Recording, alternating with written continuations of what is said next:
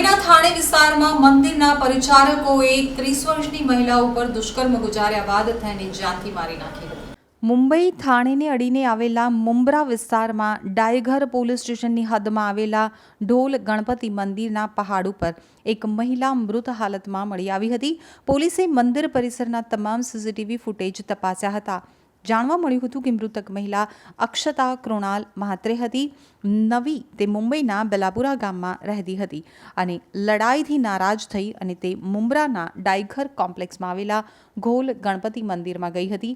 ત્યાં મંદિરના ત્રણેય પૂજારીઓએ તેણીના પ્રથમ સવારના ભોજનમાં અને પછી રાત્રિના ભોજનમાં નશો ભેળવી દીધો હતો અને તે મહિલાને આપ્યો હતો, જેના કારણે તેણી ભાન ગુમાવી અને 3 દિવસ પાદરીઓએ મહિલાનું યૌન શોષણ કર્યું હતું। તેણીનું ગળું દબાવી અને પર્વત ઉપરથી નીચે ફેંકી દીધી હતી। આઈપીએસ અધિકારી અને થાણે સર્કલ ઝોન 1ના ડેપ્યુટી કમિશનર સુભાષ બુર્જે જણાવ્યું કે ઘોલ ગણપતિ મંદિરના 3 સ્વિસ પૂજારીઓએ પહેલા મહિલાનું યૌન શોષણ કર્યું, ત્યારબાદ તેનું ગળું દબાવી અને તેને પહાડ ઉપરથી નીચે ફેંકી દીધી હતી। મહિલા મુલાકાત લઈ રહી હતી ત્યારે અમને શંકા હતી કે મંદિરના 3 સહાયક પૂજારીઓએ આ હત્યા કરી હશે। અમે તેમની પૂછપરછ કરી તો ત્રણેય મદદનીશ પૂજારીઓએ જણાવ્યું કે તેઓએ જ મહિલાને પહેલા તેના ભોજનમાં અને પછી તેની સાથે નશો કર્યો હતો। તેની સાથે જાતીય શોષણ કર્યા બાદ તેનું ગળું દબાવી અને તેને પહાડ ઉપરથી નીચે ફેંકી દીધી હતી। ડીસીપી સુભાષ બુર્સે વધુમાં જણાવ્યું કે જો મહિલાઓ વચ્ચે પારિવારિક ઝઘડો થાય તો પહેલા તેને ઘરે જ ઉકેલવાનો પ્રયાસ કરો અને આ રીતે કોઈ અજાણી જગ્યાએ ન જાઓ।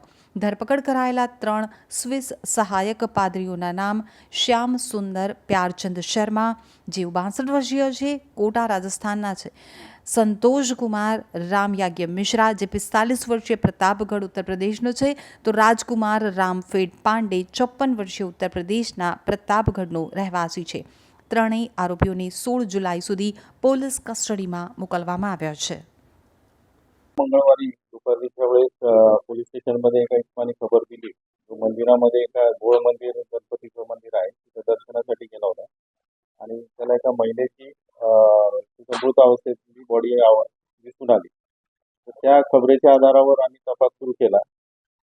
ती महिला जी होती तिची ओळख पटवणं हे महत्त्वाचं होतं आणि एनआरआय पोलीस स्टेशनमध्ये मिसिंग आम्हाला निष्पन्न झालं आणि त्याच्यावरनं तिथं ओळख पटलेली आहे।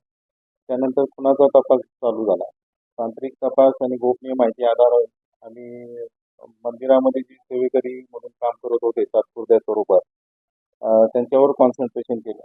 इंट्रोगेशनमध्ये असं निष्पन्न झालंय की त्यांनी तिच्याबरोबर संभोग करून तिचा खून केलेला आहे आणि त्यानंतर मग त्या ठिकाणी आम्ही ताब्यात घेतलं। तर ही जी कामगिरी केलेली आहे त्याच्यासाठी आमचे पोलीस अधीक्षक पोलीस कमिशनर साहेब डोंगरे साहेब, पोलीस आयुक्त चव्हाण साहेब आणि अपर पोलीस आयुक्त देशमुख साहेब, एसीपी कोळेकर साहेब आणि संदीपान शिंदे यांनी मार्गदर्शन केलेलं आहे सिनियर आणि तपासात जो मौलिक तपास केलेला आहे तो एपीआय अब्दुल मलिक, एपीआय काळे आणि पीएसआय शिंदे यांनी केले आहे आणि त्यांना मदत जे आमच्या हवालदार आणि नाईक आहे त्यांनी केलेली आहे। त्याच्यामध्ये वसावे, राठोड, पवार, पाटील, आव्हाड, बोराडे, खाडे, सोनवणे आणि माळी यांनी मदत केली। हो, तांत्रिक विश्लेषणाचा आधार घेतला आणि गोपनीय माहितीच्या आधारे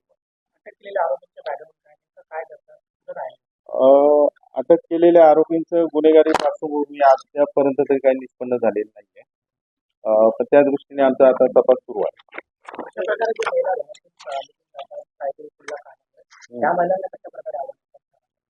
तर आमचं आव्हान असं राहील की घरगुती जर वाद असतील तर घरातील सिनियर लोक असतील किंवा आपले रिलेटिव्ह असतील त्यांच्या मार्फत ते सेटल करावा किंवा किमान जी काही त्यांची समस्या आहे ती पोलिसांनी स्टेशनला येऊन तिने वेळेस दिली असती तर त्यातनं काहीतरी मार्ग निघाला असता। कारण ती दिवसभर त्या मंदिरामध्ये थांबली आणि त्यानंतर ही घटना घडलेली आहे। तर एवढ्या वेळेस एवढ्या अनोळखी लोकांसोबत राहणंही योग्य नाही। तर या मंदिराचे जे मुख्य पुजारी आहे बालकदास महाराज हे त्यांच्या युपीकडच्या दुसऱ्या मंदिराच्या भेटीसाठी गेले होते। तर त्या मंदिराची देखरेख करण्यासाठी यांना त्यांनी बोलवले।